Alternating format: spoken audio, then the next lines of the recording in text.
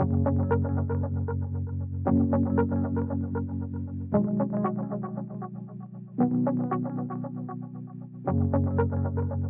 there was ever a season to see justice being done, it would be today. We are living at a time when people are being ostracized and marginalized simply because of poverty, ethnicity, the color of their skin, or cultural heritage. But the writer to Ecclesiastes tells us that there is nothing new under the sun. He says that this kind of systemic injustice has been going on for a long time. Ecclesiastes 5:8, he writes, "If you see oppression of the poor and perversion of justice and righteousness in the province, don't be astonished at the situation, because one official protects another official and higher officials protect them." In this, the fifth and final devotional in the series In Every Season, we are looking at a season of justice.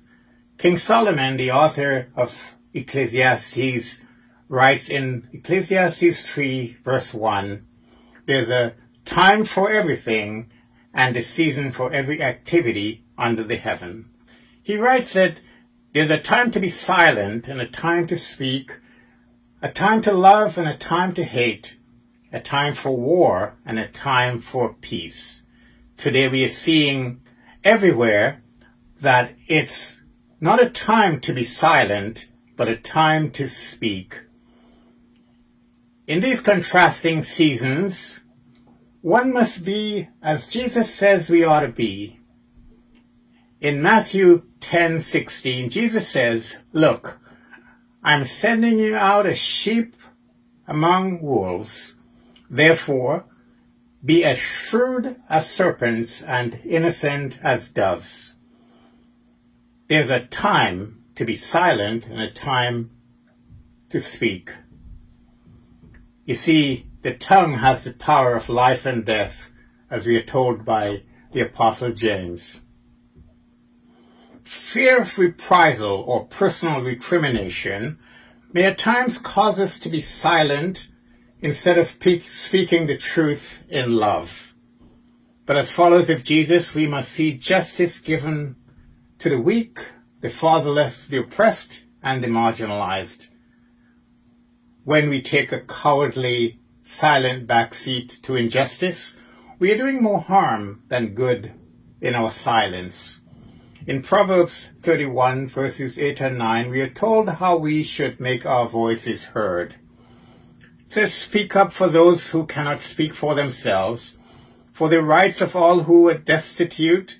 Speak up and judge fairly. Defend the rights of the poor and the needy." Solomon says there's a time to love and a time to hate, a time for war and a time for peace. But you might say, a time to hate, aren't we always to love one another as we love ourselves? Yes. But God also commands us to hate what is evil and to love what is good. However, this kind of biblical hate is not what causes wars. Wars are caused by greed and man's inhumanity to man. But in the end, we see the Prince of Peace coming and restoring peace and justice. In Isaiah 2 and verse 4, we read, "He will judge between the nations and will settle disputes for many peoples. They will beat their swords into plowshares and their spears into pruning hooks. Nation will not take up the sword against nation, nor will they train for war anymore, because it will be a season for justice." May the Lord bless you.